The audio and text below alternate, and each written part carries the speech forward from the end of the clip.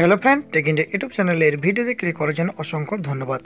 কথা রাখলেন মুখ্যমন্ত্রী, লোকসভা ভোটের আগেই বেতন বৃদ্ধি করলেন দিদি। বেতন বাড়িয়ে 10,000 টাকা করা হলো। হ্যাঁ বন্ধুরা, চুক্তিভিত্তিক কর্মীদের বেতন কিন্তু বাড়িয়ে 10,000 টাকা করলেন। এটা কিন্তু এই ভিডিওর মাধ্যমে আমি পুরো ব্যাপারটা আপনাদেরকে জানিয়ে দেবো। তো ভিডিওটা পুরো একদম শেষ পর্যন্ত দেখবেন। তো তার আগে আজকের কুইজটা দেখে নেন। বিশ্বকবি কাকে বলা হয়? কাজী নজরুল ইসলাম না রবীন্দ্রনাথ ঠাকুর?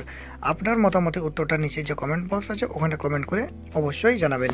তো ভিডিওটা শুরু করার আগে আপনার কাছে ছোট্ট একটা রিকোয়েস্ট, যদি এখনও পর্যন্ত আমার চ্যানেলটিকে সাবস্ক্রাইব না করে থাকেন তাহলে আমার চ্যানেলের নিচে যে লাল রঙের সাবস্ক্রাইব লেখা আছে সেখানে ক্লিক করুন এবং সঙ্গে সঙ্গে পাশের বেল আইকনটি অন করে দিন, কারণ আমি যখনই নতুন ভিডিও ছাড়বো সেটার নোটিফিকেশন আপনি পেয়ে যাবেন।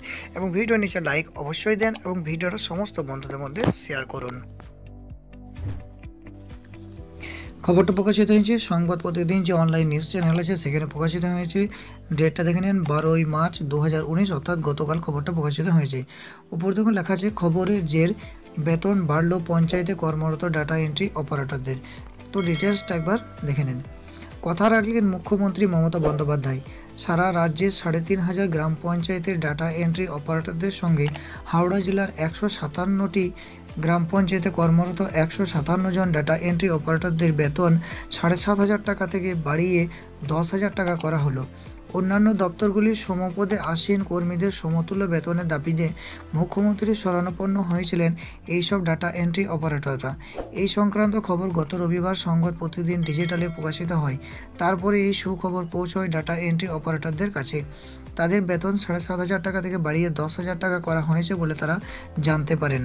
তো খবরটা সংবাদ প্রতিদিন যে অনলাইন নিউজ চ্যানেল আছে সেখান থেকে আমি আপনাদেরকে দেখিয়ে দিলাম। তো এই বেতনটা যারা পঞ্চায়েত দপ্তরের আন্ডারে যারা ডাটা এন্ট্রি পদে কাজ করছেন এবং যাদের বেতন 7,500 টাকা ছিল তাদের বেতন বাড়িয়ে 10,000 টাকা করা হয়েছে। এবং এটা পশ্চিমবঙ্গ সরকারের আরও যারা কন্ট্রাকচুয়াল ক্যাজুয়াল স্টাফ আছেন এটা তাদের জন্য কিন্তু নয়, অনলি ফর যারা পঞ্চায়েত দপ্তরের আন্ডারে ডাটা এন্ট্রি অপারেটর পদে কর্মরত আছেন তাদের বেতনটা 7,500 টাকা থেকে বাড়িয়ে 10,000 টাকা করা হয়েছে। অন্যান্য দপ্তরে যারা অস্থায়ী কর্মচারী আছেন এটা তাদের জন্য নয়। তো আমরা পশ্চিমবঙ্গ সরকারের কাছে আশা রাখবো যেন অন্যান্য দপ্তরে যাদের বেতন 10,000 টাকা কম আছে, অস্থায়ী কন্ট্রাকচুয়াল ক্যাজুয়াল স্টাফ, তাদের বেতনটা যেন একটু বাড়িয়ে 10,000 টাকা করা হয়, এই আবেদন আমরা পশ্চিমবঙ্গ সরকারের কাছে রাখবো। তো অবশ্যই ভিডিওটা ভালো লাগবে, যদি ভালো লাগে অবশ্যই ভিডিও নিচে একটা লাইক দেবেন এবং ভিডিওটা সবার মধ্যে শেয়ার করবেন। Thank you.